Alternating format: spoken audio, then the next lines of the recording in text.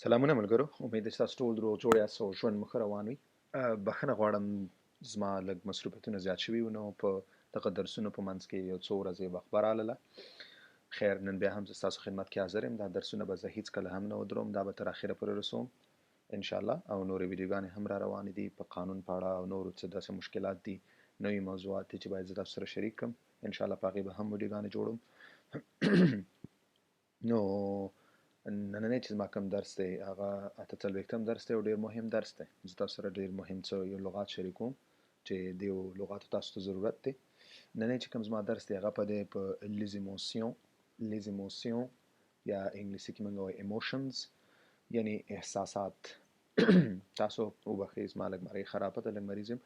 ایموشنز احساسات، ایموشن ویل کېږي، لیزیموسیون ویل کېږي احساساتو ته، چې په فرانسوي ژبه کې تاسو یعنی یو کس ستړی دی هغه به خپل ستړیاوالی څنګه تشریح کوي، څنګه وایي، څه لغت استعمالیږي. لکه احساسات، یو کس خوشحاله دی، یو کس خفه دی، یو کس چا باندې په قهر دی، یو کس ستړی دی، یو کس تږی دی، یو کس نو لکه دا ټول هغه لغات دي چې باید تاسو زده کړئ او تاسو په روزمره ژوند کې د موږ ته ضرورت راځي چې استعمال یې کړو. نو د ټولو لغاتو ته ویل کېږي احساسات، چې کله تاسو ژبې ته ویل کېږي لیزیموسیون. صحیح دی؟ نو زموږ او ستاسو احساسات، نو دې لپاره څه لغات دي هغه باید تاسو زده کړئ چې خپل هغه احساس تاسو چاته تشریح کوي، بیان کوي. صحیح دی؟ نو دا زموږ نننی درس دی. نو راځئ چې درس شروع کړو. ښه، ما ټول نه اول راخیستی اوغو. اوغو یو لفظ دی چې تاسو به ډېر زیات لغت دی، تاسو به ډېر زیات اورېدلی. اوغو ویل کېږي خوشحاله ته. کله یو کس د خوشحالۍ احساس کوي نو اوغو موږ ته استفاده کوو. بیا ما منځ کې کرښه ورکړې ده. اوغو چې کوم دی دغه لفظ، دغه تلفظ استفاده کېږي مذکر دپاره یا مؤنث دپاره کې. بعضې لغاتو کې لږ فرق راځي سپیلنګ کې، په تلفظ کې هم. نو دې لپاره ما دغه فرق دپاره یوه کرښې هر لغت سره د مؤنث دپاره هم لیکلی دی او مذکر دپاره هم لیکلی دی. لکه مذکر دپاره دلته استفاده کېږي اوغو، خو ولې مذکر مؤنث دپاره بیا اوغوز موږ تلفظ کوو. سپیلنګ کې هم لږ فرق راځي. اوغو، اوغوز. je suis heureux یعنی زه خوشحاله احساس کوم. دا زموږ خپل یو احساس دی، موږ تشریح کوو. صحیح دی؟ په فرانسوي کې چې هر کله تاسو خوشحاله یو د خوشحالۍ احساس کوئ نو بیا موږ اوغو لفظ لرو چې استفاده ترې وکړو. او ښځو یا جینکۍ مؤنث دپاره اوغوز لفظ نه استفاده کوو. صحیح دی؟ مخکې ځو. ښه، دویم دی موږ سره تخست. تخست ویل کېږي خپه ته. صحیح ده؟ خپه ته ویل کېږي، تخست ویل کېږي. که موږ وګورو دواړو سپیلنګ هم یو شانتي دی او تلفظ هم یو شانتي دی. تخست. صحیح دی؟ ایله تخست، یو سړی چې خپه وي، پریشانه وي. صحیح دی؟ نو تخست هغه بل لفظ دی چې لغت دی چې موږ خپل یو احساس کې په فرانسوي کې که غواړو چې موږ خفګان احساس تشریح کړو چاته وایو نو موږ تخست لفظ نه استفاده کوو. صحیح ده؟ مخکې ځو. بل دی موږ سره اکسیته. اکسیته دواړه یو شانتي تلفظ کېږي، ولې سپیلنګ کې لږ فرق دی. اکسیته، اکسیته مؤنث دپاره یو او یا ای اضافه کوئ به تاسو اخره کې. ایله اکسیته. اکسیته ویل کېږي excited چې انګلیسي کې موږ وایو ډېر پرجوش، چې سړی ډېر خوشحاله وي، ډېر خوښي اظهار کوي. بخښنه غواړم. نو هغې دپاره موږ اکسیته نه اضافه کوو. صحیح استفاده ترې کوو. صحیح دی؟ نو ایله اکسیته، اکسیته. صحیح دی؟ مخکې ځو. ښه، بل دی موږ سره کونتان.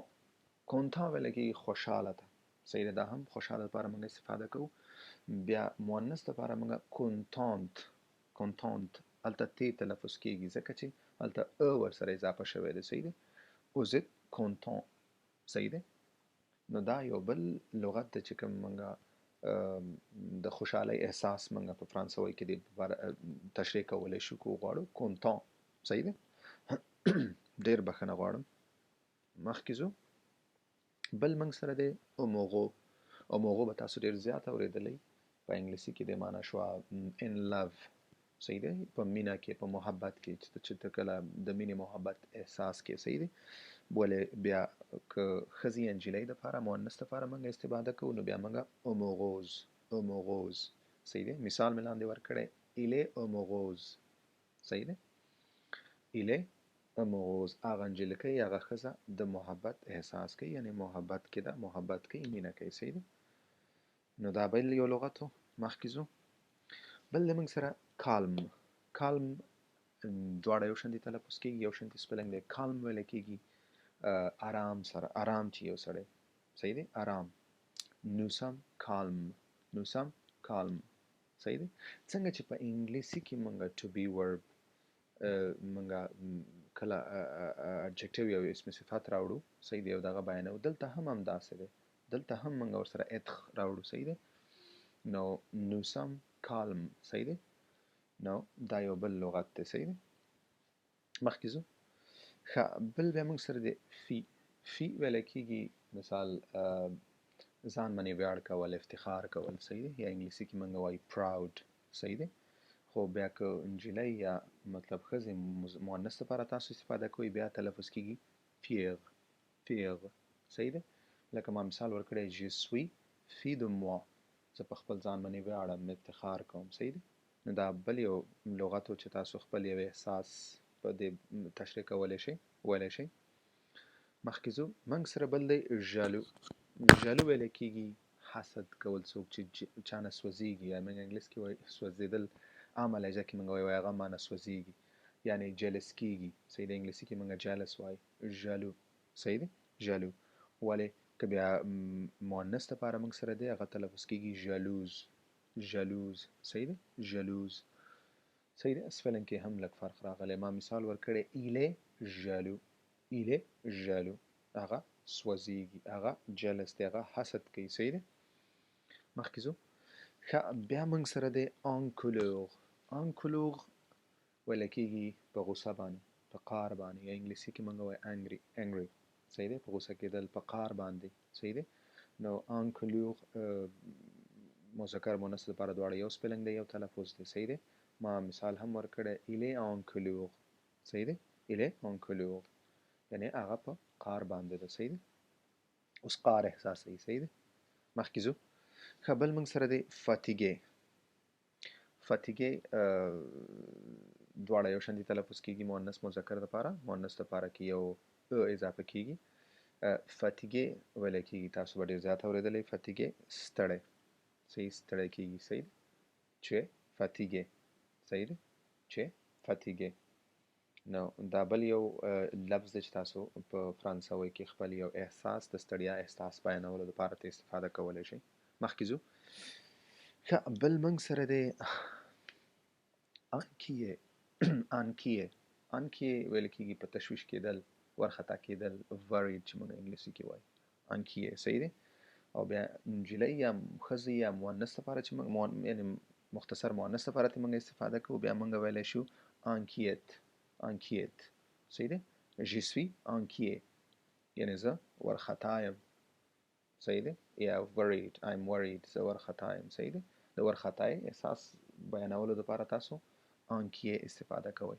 مؤنث لپاره انکیت، صحیح دی. مخکې ځو. مخکې موږ سره دی ستخیس، ستخیسې، صحیح دی.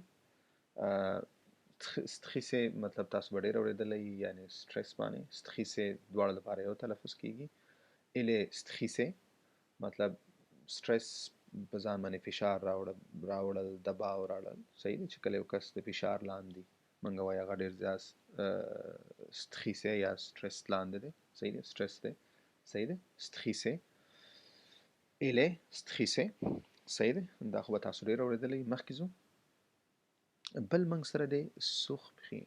سوخپخي، سوخپخي ویلی کېږي، انګلیسي کې موږ وایو سرپرایزد، صحیح دی، سرپرایزد، حیرانېدل، صحیح دی، حیرانېدل، سوخپخي، صحیح دی. ولې که بیا نجلۍ لپاره مؤنث لپاره موږ استفاده کوو، بیا موږ ویلی سو سوخپخیز، سوخپخیز، صحیح دی، سوخپخي مذکر لپاره، سوخپخیز مؤنث لپاره، صحیح دی. ils ont surpris، صحیح دی. نو surpris ویلی کېږي surprise، حیرانېدل، صحیح دی. مخکې ځو. ښه، بل له موږ سره دیپخیمې. دیپخیمې یعنې ډپرس کېدل. دیپخیمې خفګان، سړی چې ډېر ژور خفګان ته لاړ شي، ډپرس هغه وایي ډپریشن کې دی، ډپریشن، صحیح دی. نو بیا موږ دیپخیمې نه استفاده کوو. نو دلته تلفظ د دواړو مذکر مؤنث لپاره یو کېږي، دیپخیمې، ولې مؤنث سره یو او یا ای اضافه کیږي چې دیپخیمه. صحیح دی، دیپخیمه. صحیح دی. نو کله یو کس که غواړي چې خپل هغه ډېر ژور خفګان لاندې ډپرسي هغه غواړي چې دا احساس په فرانسوي کې وایي، نو بیا دیپخیمه لفظ موږ سره دیپخیمه لفظ موږ سره دی استفاده ترې کولی شي. مخکې ځو. بل دی موږ سره دیسو. دیسو ویلی کېږي په انګلیسي کې ډسپوینټډ، مایوسه. صحیح دی، یو کار نه یو انسان مایوسه کېږي. دیسو. صحیح دی، دواړه یو شانتي تلفظ کېږي. دیسو ولی سپیلنګ کې لږ ورسره اضافه کېږي. ژ سوي دیسو. دیسو. صحیح دی. نو دا و موږ سره هغه لیزیموسیون په فرانسوي کې هغه لغات چې کوم زموږ یو څو داسې لغات ډېر زیات دي، خو ما یو څو مهم او عام زموږ سره روزمره ژوند کې استفاده کېږي هغه ما راټول کړي وو. صحیح دي. نو دغه هغه لغات دي چې تاسو که خپل یو احساس تشریح کوئ نو دغه لغاتو نه استفاده کولی شئ ملګرو. نو مننه. زه نن بیا هم بخښنه غواړم لږ ناوخته ډېر ورځې وخت بعد زه راغلم دا ویډیو جوړوم او لږ مریض هم یم. الله دې وکړي دغه زما غږ تلفظ باندې تاسو صحیح پوه شوي، دغه غږ مې صحیح راغلی او تاسو څه نه څه دې نه زده کړئ. دغه لغات تاسو زده کړئ او په استفاده ترې وکړئ. ملګرو سره استعمال کړئ، په روزمره ژوند کې ترې استفاده وکړئ. تر څو چې تاسو استفاده نه کوئ دې لغاتو نه، تاسو عملي فرانسوي کې خبرې نه کوئ، تر هغې پورې ستاسو فرانسوي نه ښه کېږي. صحیح دی ملګرو. نو مننه ملګرو. بیا هم که تاسو څه مشکل وي او تاسو غواړئ په کوم درس باندې زه ویډیو جوړه کړم، په کوم شي باندې، یا کوم د دې نه علاوه د قانون یا بل څه په اړه وي، نو تاسو ماته زما د یوټیوب چینل نقیب شارق په کمنټ برخه کې تاسو ماته لیکلی شئ او هغې مطابق باندې زه ویډیوګانې جوړوم. انشاءالله دې نه بعد به زه ستاسو د هر کمنټ جواب هم در کوم. ستاسو ټول کمنټونه زما نظر کې دي. ما لږ مصروفیت زیات شوی و نو دې نه بعد به زه هغو کمنټونو جواب هم لږ وخت به نیسي، خو ولې نمبر په نمبر ټولو ته به جواب ورکوم چې ستاسو ټولو مشکلات حل شي. صحیح دی. مننه. تر بل درسه پورې ښه وخت.